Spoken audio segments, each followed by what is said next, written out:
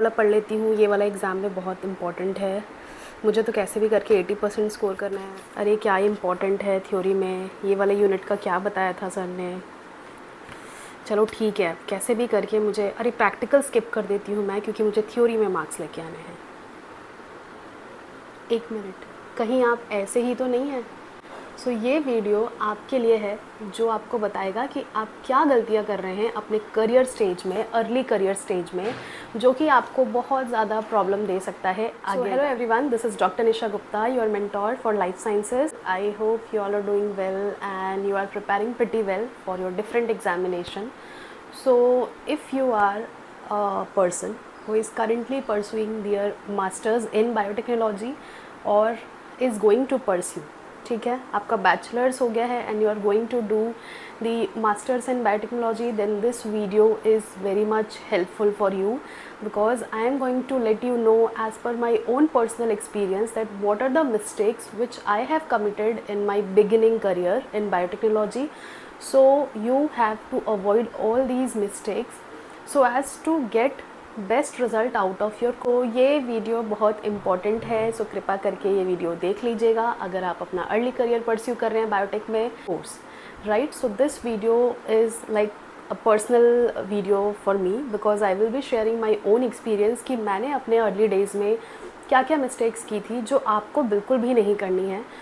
And I have my diary with me, मैंने सारे इसमें पॉइंट्स नोट डाउन करके रखे हैं ताकि कोई भी पॉइंट मुझसे मिस ना हो। सो अगर आप मेरे चैनल पे नए हैं, डू सब्सक्राइब बिलो, एंड अगर आपको जनरली मेरे कंटेंट यूज़फुल लगते हैं so you can also put the like button. And without further delay let's start with point number 1। सबसे इम्पॉर्टेंट पॉइंट होता है avoiding the important and advance instrumentation skills in biotechnology. As a newbie I was also thinking कि मुझे theory में marks लाना है, मुझे 80% लेके आना है, मोर देन 85% लेके आना है, but I forgot to focus on the major advance instrumentation in my UG as well as PG. Now here comes the point that what are the things which we have to focus on during our UG as well as PG. So UG में आपको basic चीज़ें बताई जाती हैं। For example if you have enrolled in biotechnology, you will be getting information about how to make a culture media for different organism, let's say for bacteria, for fungi, how to sterilize it, what are the different instrumentation available and what is their function. So likewise all these things are there. You will do in microbiology basic characterization, how you will characterize a bacteria, how you will characterize a fungi, and all those things are there. Now when we upgrade, like when we go from UG to PG, the things like will also stimulate and also amplify a lot, ठीक है। PG में हम जाते हैं तो हम core subjects के experiments में घुसते हैं। फॉर एग्जांपल मॉलिक्यूलर बायोलॉजी में हमें अगरोस जेल इलेक्ट्रोफोरेसिस से लेके, यानी DNA एक्सट्रैक्शन, अगरोस जेल इलेक्ट्रोफोरेसिस से लेके प्रोटीन इलेक्ट्रोफोरेसिस की चीज़ें हमें सीखने को मिलती हैं। And also we get expose towards different microscopy, जिस पे हम बिल्कुल भी ध्यान नहीं देते हैं। तो ये मैं कुछ एग्जांपल्स बता रही हूँ, कहने का मतलब ये है कि आपको फोकस करना है जितने भी एडवांस इंस्ट्रूमेंटेशन है उसका इन्फॉर्मेशन PG कंप्लीट होते तक आपको मिल जाए। चाहे तो जाके offline trainings low, online trainings low, but trainings low, because अगर आपको हैंड्स ऑन ही नहीं होगा कि स्पेक्ट्रोस्कोपी किस चीज़ के लिए यूज़ होता है, कौन कौन से माइक्रोस्कोपी हैं, आपका जो भी ऑब्जेक्टिव है, जैसे अगर आपको सेल का सरफेस विजुअलाइज करना है, so which microscopy will you use and how you will use it, ठीक है, how you will prepare your sample. So all these things are very very important, and अगर आप इस पर फोकस नहीं कर रहे हैं then there is a huge mistake you are doing. So my tip number 1 is to focus on, make a list of the advance instrumentation, ठीक है। First of all you should be pro in nucleic acid extraction and also its estimation, ठीक है। Nucleic acid extraction from different sources, be it a microbial sources, be it a animal cell, plant cell, कहीं से भी आपको extract करके आना चाहिए। And after that you should know what are the things which you use in molecular biology, ठीक है। How to use the PCR machine, how to use a thermal cycler, be it a conventional one, starting from the conventional towards the advance form like qPCR क्या है, कैसे उसे करते हैं, what are the other forms of PCR available, how to do it, you should be knowing how to run a gel, and most importantly how to run a protein gel, ठीक है। That is PAGE कैसे लगाया जाता है, how to make each and every reagent, और उसके अलावा भी how to make buffers, how to make like diluted buffer, how to make a stock solution, how to make working solution out of that। मतलब जितनी चीज़ें हैं मैं इसका डिस्क्रिप्शन बॉक्स में दे दूँगी कि आपको ये सारी चीज़ें सीखनी है, ठीक है। तो ये चीज़ें आपको सीखनी है, मतलब सीख के ऐसा नहीं, आप जैसे पीजी से पीएचडी में जा रहे हैं या किसी ट्रेनिंग में ज्वाइन कर रहे हैं कि प्रोजेक्ट में किसी में ज्वाइन कर रहे हैं, तो आपके सीनियर को आपको एक एक चीज़ बताने की ज़रूरत नहीं पड़नी चाहिए, आप खुद में कैपेबल होने चाहिए कि आप वो कर लें, ठीक है। तो पॉइंट 1 मिस्टेक आपको समझ में आ गया कि आप एडवांस टेक्निक्स को इग्नोर करते हैं just to gain your marks in theoretical part which is good for nothing, ठीक है। थ्योरी में मार्क्स ला के कुछ नहीं होगा अगर आपके पास नॉलेज नहीं। नाउ सेकेंड पॉइंट पे चलते हैं। सेकेंड पॉइंट जो है, जो मैंने अपने टाइम पे इग्नोर किया था, that is waiting for perfect opportunity। See, whenever you are doing UG, PG, you have UG में तो फिर भी हमें थोड़ा टाइम मिलता है जिसमें हम क्या कर सकते हैं, हम ट्रेनिंग ले सकते हैं, वर्कशॉप अटेंड कर सकते हैं, जिससे हमें हैंड्स ऑन मिलने का चांस रहता है। But in the PG we don't have that much of gap in between 2 semester. First semester end होता है, उसके बाद हार्डली 15 to 10 डेज़ का गैप होता है, फिर second semester. So try to do a full time dissertation training in your fourth semester. Fourth semester purely masters में training के लिए डेडिकेट किया जाता है ताकि आप एक एक चीज़ सीखें। सो फिगर आउट करना शुरू कर दें अपने फर्स्ट सेमेस्टर से ही कि कौन कौन से लैब आप एक्सप्लोर कर सकते हैं, ठीक है।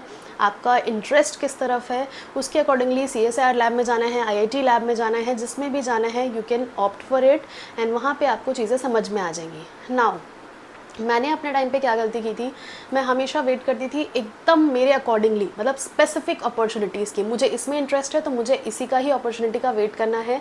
इस इन बिटवीन जितने भी अपॉर्चुनिटीज़ आते थे मैं हमेशा इग्नोर कर देती थी, because it don't match my like mind कि मैं उसमें करना चाहती हूँ। सो इसलिए इम्पॉर्टेंट ये हो जाता है कि you have to focus on the whatever opportunity is in your way and don't wait for the perfect opportunity। perfect opportunity जैसा कोई चीज़ नहीं होता है। whenever you are doing something, उस बीच में कोई चीज़ आपको मिल गई तो ग्रैब कर लो, फिर उसके कुछ टाइम बाद जब आप उसे इग्नोर कर देते हो, रिजेक्ट कर देते हो, देन यू विल रिग्रेट कि मैंने उस टाइम पे उसे पिक क्यों नहीं किया। सो सेकेंड मिस्टेक मेरी ये थी कि मैं हमेशा वेट करती थी मेरे अकॉर्डिंगली, जो मैंने माइंड में बिठा के रखा था मुझे वही चाहिए, और मैं डेविएट नहीं हुई, मैं रिजिड थी, राइट। फ्लेक्सिबल आपको होना पड़ेगा, because in the biotechnology you are already aware कि बहुत जो जॉब प्रॉस्पेक्ट है वो बहुत कॉम्पिटिटिव है। आई विल नॉट से कि कम है, कॉम्पिटिटिव है। अगर आप बहुत ज़्यादा अवेयर हैं, आपको अपने फील्ड में एक्सपीरियंस है, तो आपके लिए जॉब है, मैं इसके लिए बेट कर सकती हूँ, ठीक है। सो सेकेंड मिस्टेक, कभी भी वेट मत करो कि परफेक्ट अपॉर्चुनिटी आए तब आप जाओगे, एंड ठीक है। अब थर्ड मिस्टेक पे चलते हैं जो मैंने अपने हालांकि now I have overcome it a lot. So the third mistake of mine in my initial days was not focusing on the bioinformatics/AI tools, ठीक है। So it was very much obvious, उस टाइम पे उतना ज़्यादा importance नहीं था, ठीक है। मैंने कंप्लीट किया है अपना मास्टर्स 2019 में। So उस टाइम पे उतना इम्पोर्टेंस हमें अपने सराउंडिंग देख के भी समझ में नहीं आता, वेट लैब पे ज़्यादा फोकस करते थे। But now a days data analyst, data sciences में आपका कमांड होना is very very important. Thankfully I currently I know everything about bioinformatics and AI, like बहुत यहाँ से यहाँ तक मैं पहुँच गई हूँ AI में। बट द थिंग इज़ कि उस टाइम पे मुझे अगर वो चीज़ आती तो शायद मैं और अच्छा कर पाती, ठीक है। मुझे और प्रॉब्लम्स। आपके लिए टिप ये है कि सिंपल ब्लास्ट सर्च से लेके आपको इंडिविजुअल जीन का स्ट्रक्चर प्रेडिक्शन, यानी जो भी आप, जैसे आपके पास रॉ सीक्वेंस है, सो उस रॉ सीक्वेंस से आप मीनिंगफुल इंटरप्रिटेशन कैसे निकालते हैं, you should know about it. Because bioinformatics या ड्राई लैब का जो इंपॉर्टेंस है वो वेट लैब से कहीं ना कहीं ज़्यादा है। आपके एफर्ट्स को बचा सकता है वेट लैब में जो आप करते हैं, if you are having dry lab skills, ठीक है। And also you have to focus on how to design a drug, in silico drug कैसे डिज़ाइन करना है।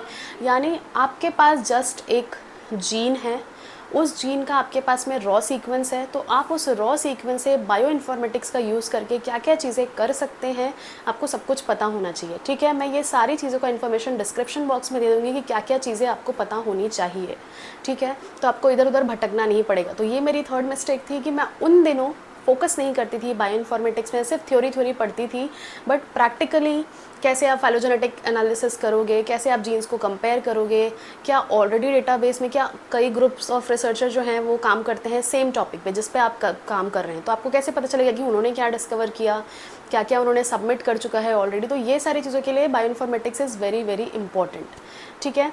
Now fourth mistake was sending a same CV everywhere. For every position I was sending the same CV in my initial days.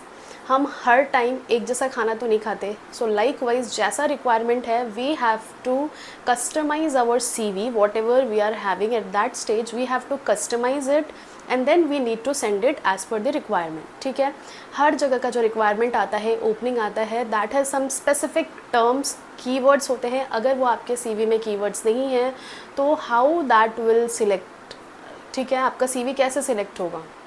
जो सबसे important है, first of all read the advertisement carefully, क्या actual requirement है और आपका जो CV है क्या उस रिक्वायरमेंट से अलाइन हो रहा है, नहीं है तो उसको कस्टमाइज़ करो, उससे रिलेटेड कीवर्ड, स्किल्स, आपका जो एक्सपीरियंस है क्या उस फील्ड में है।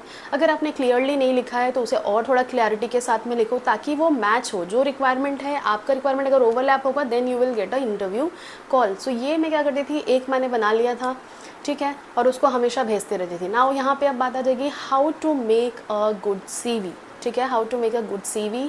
नाउ मैंने देखा है जो बच्चे MSc कर रहे हैं वो 3-4 पेज का CV मुझे कई बार ही देते हैं कि मैम इसको देख लो। 3-4 पेज के CV में क्या लिखोगे? अगर आप एक मास्टर स्टूडेंट हो, हार्डली 1 या 1.5 पेज का CV आपको बनाना है, उससे ज़्यादा की ज़रूरत नहीं होती। आलतू फालतू के स्किल्स छोड़ के क्या आपको आता है, अगर कोई पेपर है, कोई ट्रेनिंग लिया है, उससे ज़्यादा इम्पॉर्टेंट कुछ भी नहीं होता है। आपको लगता है 4 पेज का CV होने से आपको लगेगा कि आपने बहुत काम किया, आप सिलेक्ट हो जाएंगे, तो ऐसा नहीं है, ठीक है। हर किसी को पता है कि MSc के बच्चे के पास कितनी क्वालिफिकेशन है, कितना एक्सपीरियंस है, कितना एक्सपर्टीज़ है। सो उसके अकॉर्डिंगली थोड़ा सा ऑनेस्ट होकर डिज़ाइन कीजिए। एंड अगर आपको जानना है कि एक कवर लेटर और CV कैसे है तो मेरे ही चैनल पे वीडियो है, आप उसे देख सकते हैं, ठीक है। नाउ द मोस्ट इम्पॉर्टेंट, ठीक है, जो 5वां और एक और इम्पॉर्टेंट मिस्टेक जिस पे मैंने फोकस करना बाद में शुरू किया कि मैं ये गलती कर रही हूँ, दैट हमेशा इधर उधर की बातें सुन के उससे इन्फ्लुएंस हो जाना, ठीक है। अब हमारे कई सारे सराउंडिंग में हमारे सीनियर्स होते हैं, हमारे टीचर्स होते हैं, वो हमें कुछ कुछ अपने एक्सपीरियंस के अकॉर्डिंगली बताते हैं। आई एम नॉट सेइंग कि they are not appropriate, but you have to listen each of them and then accordingly you have to think as per your own interest, ठीक है। 4 लोग अगर बोल रहे हैं कि अभी ट्रेंडिंग है ये पर्टिकुलर स्ट्रीम बायोटेक में, इस पे फोकस करो, इस पे फोकस करो, तो आपको ये सोचना है कि क्या आपका उसमें इंटरेस्ट है, क्या आपको लगता है कि आप वो चीज़ कर पाएंगे। अगर आपका इंटरेस्ट नहीं है तो फिर 4 लोग अगर बोल रहे हैं आप उसके लिए कर रहे हैं, then it is of no use, ठीक है। तो आपको हमेशा खुद की सुननी है। जैसे मैंने सुना, मैं आपको अपना पर्सनल एक्सपीरियंस बता रही हूँ कि UG में I was very very new in biotechnology, मुझे उतना कुछ चीज़ें नहीं पता था, but luckily I was a very sincere student. मैं बहुत ज़्यादा हार्ड वर्किंग गर्ल थी एंड अभी तक भी हूँ, ठीक है। तो मैं हमेशा क्या करती थी, जो भी लेक्चर्स हमें पढ़ाए जाते थे, I used to make my own notes, ठीक है। जो हमारा पिलर होता है ना, जो बेस होता है, अगर वो आप स्ट्रांगली डाल दो तो घर एक बहुत अच्छा बनता है। लाइकवाइज अगर आपका कमांड थ्योरी में जो मेजर ब्रांचेस हैं बायोटेक के, molecular biology, cell biology, biochemistry, ठीक है, इन सब में अगर अच्छे से आपने फोकस कर लिया ना तो आगे का जो रास्ता होता है वो बहुत क्लियर हो जाएगा। तो सबसे पहले मैं UG से ही क्या करती थी, मैं हमेशा स्टैंडर्ड रेफरेंस बुक्स को रेफ़र करी, ठीक। अब हमारे यूनिवर्सिटी में I was from the government college, ठीक है, एक टॉप मोस्ट गवर्नमेंट कॉलेज से मैं थी, तो वहाँ पे हमेशा मोस्टली इंडियन ऑथर्स की बुक्स अवेलेबल थी। ज़्यादातर ऑप्शंस कुछ होते नहीं है, हमें पता है गवर्नमेंट कॉलेजेस में। तो मैंने उस टाइम पे ही ई-बुक से पढ़ना शुरू किया, ठीक है। ई-बुक का अपने से मैंने प्रिंट करके और अपने खुद के नोट्स बनाए, कलरफुल डायग्राम्स, फ्लो चार्ट, सारी चीज़ें इकट्ठा की एंड अपने ही खुद के digital notes as well as notebook में लिखा, ठीक है। तो आप भी वैसा कर सकते हो, क्योंकि जब तक सब्जेक्ट नॉलेज नहीं होगा, जब तक आप कंसेप्ट्स को नहीं समझेंगे, प्रैक्टिकली उसे समझना उतना ही मुश्किल होता है, ठीक। तो ये मैंने UG में किया। तो UG में इतने अच्छे से पढ़ने के बाद मेरा एक बेस सेट हो गया था कि बायोटेक में ये चीज़ें हैं, मुझे ऐसे ऐसे करना है, इंटरेस्ट भी डेवलप हो गया था।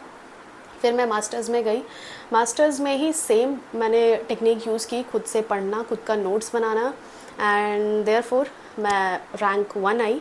एंड इस ये जो है रैंक 1 लाना is not at all important. ऐसा नहीं है कि आप रैंक 1 लाएंगे तभी आप कुछ कर पाएंगे, ठीक है। इम्पॉर्टेंट क्या होता है कि थ्योरी पढ़ने के बाद प्रैक्टिकली आप उन चीज़ों को कितना अपने ऊपर लेके आते हैं, ठीक है।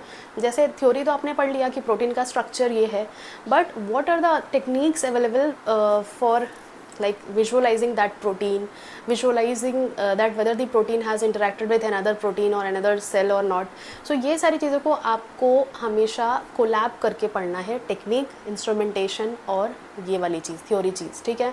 तो पर्सनल एक्सपीरियंस से बता रही हूँ, खुद से अच्छे से पढ़ो और जो भी चीज़ें लगता है वो खुद से सोचो कि इसमें क्या इंटरेस्ट है, ठीक है। नेक्स्ट मिस्टेक जो मैंने करी, जो इम्पॉर्टेंट है, कि हमेशा मैं फोकस करती कि गवर्नमेंट ऑप्शंस पे, ठीक है। अनलाइक उस टाइम पे मेरे माइंड में था कि प्राइवेट सेक्टर हमारे लिए नहीं है, उसमें ज़्यादा पे नहीं होगा, उसमें बहुत दिक्कत होगी जाने में, बहुत डिफ़िकल्ट है, तो हमेशा एकेडमिया के ऑप्शंस चूज़ किया, हमेशा लाइक गवर्नमेंट ऑप्शंस ही प्रेफर की। Now a days I will recommend कि प्राइवेट भी उतना ही ज़्यादा अच्छा है जितना एकेडमिया में। अगर आपको इंटरेस्ट है तो प्राइवेट को ऐसे आइसोलेट मत कर दो कि प्राइवेट ऑप्शन अच्छे नहीं है। अगर आप चाहते हो कि मैं एक वीडियो बनाऊँ प्राइवेट पे, like what are the options available in biotechnology private firm, so I will provide it for you. So अच्छे से खुद से फोकस करो एंड जितनी चीज़ें हैं ना, जैसे मैंने यहाँ पे नोट डाउन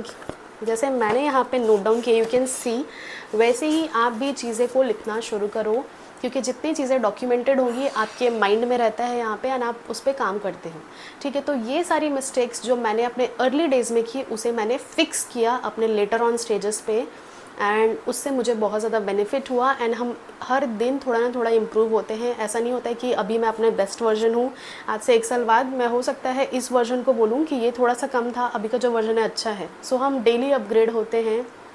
अगर आपको थोड़ा सा भी कहीं लगता है कि मैं आपको गाइड कर सकती हूँ, do subscribe below and do comment, I will help you in what ever way I can, ठीक है। और हमेशा सीरियसली लो अपने करियर को, बिकॉज हम गलतियाँ करते हैं, ठीक है, गलतियाँ करना is fine, but not correcting is a concern. हमेशा गलती करो, लेकिन उसको सुधारने के लिए आप क्या कर रहे हो, ठीक है, what step you have taken to prevent that mistake in future is important. So this is all for the video, I hope you like that, thank you so much for watching.